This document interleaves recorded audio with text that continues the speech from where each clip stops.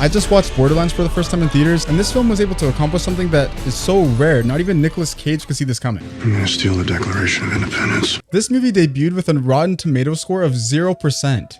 0%. You know, this is a powerful achievement that only the truly hideodorous films can accomplish. I went into this movie already knowing what the initial debut score was, and I kind of regret that because it kind of skews your perception of the movie while you're watching it for the first time if you know how bad it's going to be.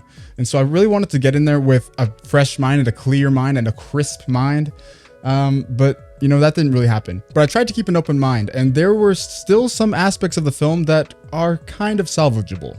There's no need to subscribe right now because I'm going to be earning your likes and subscribes by the end of this video. The movie now has 62 reviews, with only 4 of those reviews giving it a clean and crisp tomato. Let me just start by reading some of the top critics' reviews for this movie. Console junkies will find themselves involuntarily hammering an imagined X button in the hope of getting back to the gameplay. No good, you're stuck with this wacko BS. There are still many cinema turkeys headed our way before the year closes, but this sci-fi gobbler mixes inept directing, terrible writing, indifferent acting, and awful CGI into such stupefying boredom. It feels like nothing could top it for badness. This one's one of my favorites. Like the original first-person shooter game, Borderlands is set on a junkyard planet named Pandora that was once a home base for an advanced alien species, but has since been overrun by violent marauders and women with formidable push-up bras. Blanchett, outfitted in sparkly gear and a swoop of bright red hair, deserves credit for not shrinking from a task so far beneath her. This one's pretty good too. It's not a movie for critics, as the saying goes, nor is it suitable for consumption by most gamers, film lovers, or 99% of carbon-based life forms. Now, I don't necessarily agree with everything that's been said there. In fact, there's some parts of Furiosa that still had worse CGI than anything in this film. What I think should be criticized the most about this movie is how unbelievably forgettable it is. So if you're not familiar with Borderlands, it's based off of the Borderlands video game series, set in a space western futuristic dystopian universe filled with psychos, aliens, and corrupt political society. I did feel like the movie started off pretty strong with a voiceover narration by Cate Blanchett, explaining the lore of the universe, kind of like the Lord of the Rings. But then she kept narrating when it was completely unnecessary, just like the theatrical release of Blade Runner. Tyrell had told me Rachel was special, no termination date. I didn't know how long we'd have together. Who does?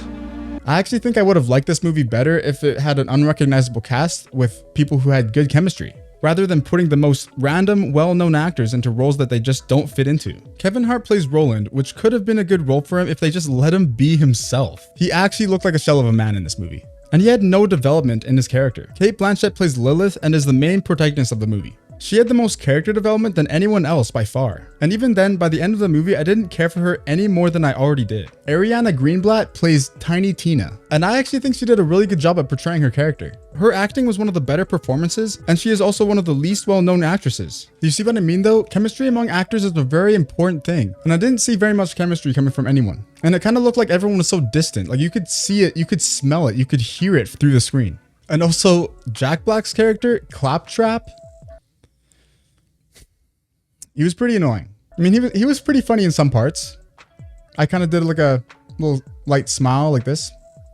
They really could have just picked someone else to do that role because Jack Black's really good at portraying words through his actions, and you couldn't see him in the movie, so it didn't really matter. Basically, there was no chemistry in the cast, and you could see it from a mile away. Diving into the story now, the majority of the movie takes place on Pandora, which is Lilith's home planet. The planet is looking like a desolate wasteland because years ago something happened, I can't even remember what it was, that caused everyone to look for this vault that's hidden on the planet somewhere. Kind of like Luffy searching for the One Piece. Lilith returns to Pandora after receiving a job to bring Tina back home to her dad. People have been comparing this movie quite a bit to Guardians of the Galaxy because of the whole misfit teaming up thing, and is considered a knockoff version of that.